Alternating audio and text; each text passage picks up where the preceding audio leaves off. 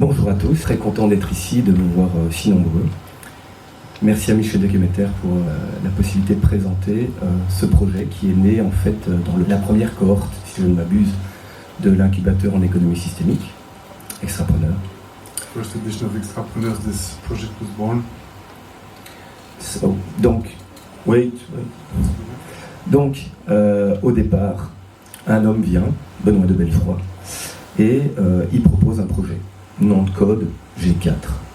The first idea of Benoit was the project G4.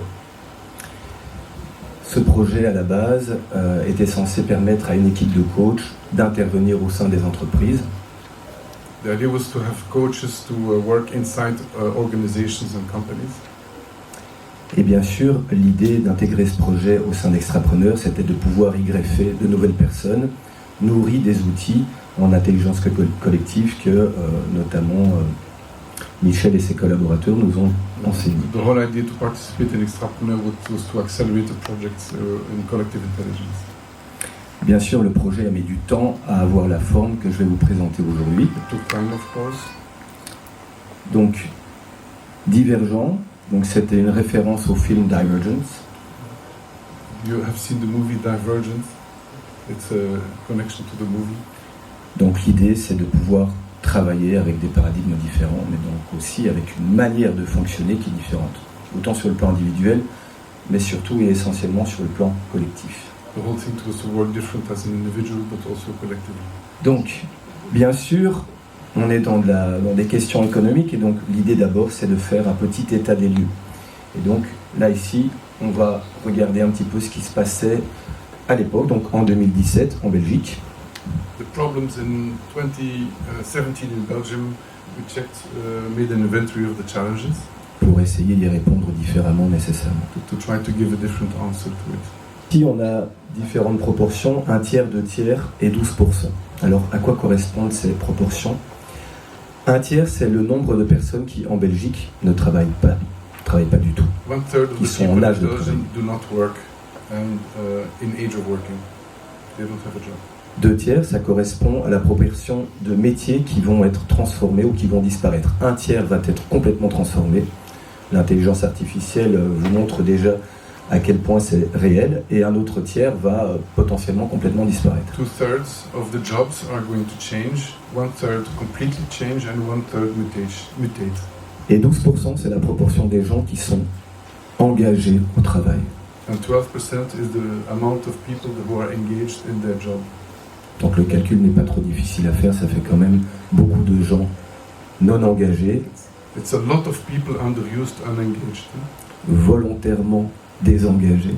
or voluntarily disengaged. Et donc la question, c'était de voir qu'est-ce que nous, on allait faire là-dedans. Donc évidemment, comme tout le monde, on a une vision, on a des valeurs. Donc ici, on a travaillé sur le fait d'imposer ici différentes valeurs, donc l'innovation, la stimulation et la responsabilisation et la conscientisation des citoyens, et l'accompagnement dans la mutation. Donc ici, c'est la question du marché du travail. Innovation and self-knowledge, stimulating people and coaching them in this mutation of the work market. Alors on voit ici que les thèmes à l'agenda de l'Union européenne étaient les compétences digitales, bien sûr, Digital future of work, le futur du travail, et la question de la démocratie participative et de l'inclusion sociale. social inclusion and participative democracy. That's at the agenda of the EU. Alors évidemment, des défis qui étaient identifiés à l'époque en 2017, ça n'a pas énormément changé. And the challenges in 2017 didn't change too much. Donc la question des connaissances digitales, mais aussi la question du respect de la vie privée, de l'automatisation. Et puis bon, je suppose que vous pouvez traduire vous-même. Donc, voilà, ça c'est pour vous donner une petite idée de ce sur quoi on avait envie de travailler concrètement. This is what we wanted to work concretely on. Donc comment on a fait ? On s'est inspiré de la nature, tout simplement. We were inspired from nature, actually. Et en particulier, dans la nature, les écosystèmes. In the ecosystems, actually, we inspired from how it works inside ecosystems to tackle that problem. Donc, comme vous savez, j'espère, au sein de chaque écosystème, on a une diversité d'espèces. In every ecosystem, we have a very large diversity of species. Et il y a une autorégulation et une préservation de cette diversité d'espèces parce que c'est justement cette diversité qui fait la force et le maintien des structures. And it's exactly the diversity that should actually be protected because the diversity creates stability of the structure in ecosystems. But if you copy paste it on human ecosystems, it will be the same, right? Exactement. Et bien sûr, dans la nature, il n'y a pas de déchets. C'est-à-dire que tout est toujours recyclé. In nature, there is zero waste. Everything is recycled naturally. Donc humainement, ce que ça voudrait dire, c'est on va cultiver la différence de chacun plutôt qu'uniformiser tout le monde. So basically, in human terms, it would mean we have to cultivate a difference instead of uniformization. Et on ne va mettre personne sur le côté. And nobody will be on the side anymore. Donc, la présentatrice précédente Oriane, a déjà parlé de VICA. Donc effectivement, l'état du monde est volatile, incertain, complexe et ambigu. Maintenant, qu'est-ce que ça provoque au niveau des individus et au niveau des collectivités? Eh bien, individually and collectively, it means depression, tiredness, confusion and anxiety, dispersion, inefficiency, conflicts and attentisme. Attentisme is like waiting. Yeah, not daring to move. Donc là, ce qu'on voit quand même, c'est que nécessairement, il y a une corrélation entre le cadre, donc le monde, et les personnes qui y vivent, que ce soit sur le plan individuel ou au niveau des familles, au niveau des groupes, que ce soit des groupes qui s'identifient, que ce soit des groupes de travail. Correlation between the context and what happens inside the human ecosystems. Et ce que nous, on a remarqué dans le travail que donc on a pu accomplir avec ces 12 groupes de personnes qui ont participé donc à un parcours qui leur a permis de se développer, de se connaître, ou plutôt de se redécouvrir, de redécouvrir leurs talents. What we have observed in those 12 tribes, in those 12 dynamics in the groups with the people.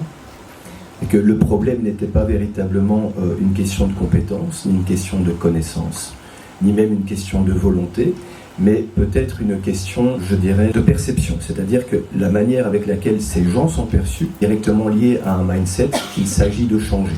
It's not a question of competence or skills, it's a context of a perception of oneself and perception on the other. That would be actually the key, the leverage. Donc ici, ce qu'on a appelé les neurodivergents, c'est les gens qui fonctionnent différemment, par choix ou simplement parce que c'est comme ça pour eux. The neurodivergents that function differently, by choice or by nature. Donc là, on a placé des caractéristiques. Multiform, multi-shape, imagination, challenge and authenticity. La génération Z, Z Gen is now 25 years and 35 years, flexibility, impatience, coherence and agility. Et les outsiders, ce sont tous ceux qui sont, comment dire, un petit peu en dehors des radars, ceux à qui on prête même pas attention. The outsiders are the people really in margin, that we don't see, that are under the radar, are débrouillards, are, how do you say in English, débrouillards? That they find solution by themselves. Yeah. Intransigence mean creativity and alternative. In Africa, it's article 15. C'est l'article 15 en Afrique. Ceux qui connaissent, c'est l'article 15 de la Constitution, c'est débrouillez-vous. Et donc, la véritable question, c'est comment faire pour que les gens qui sont les responsables de la manière avec laquelle les emplois sont délivrés, donc ceux qui sont à l'embauche, mais aussi les managers,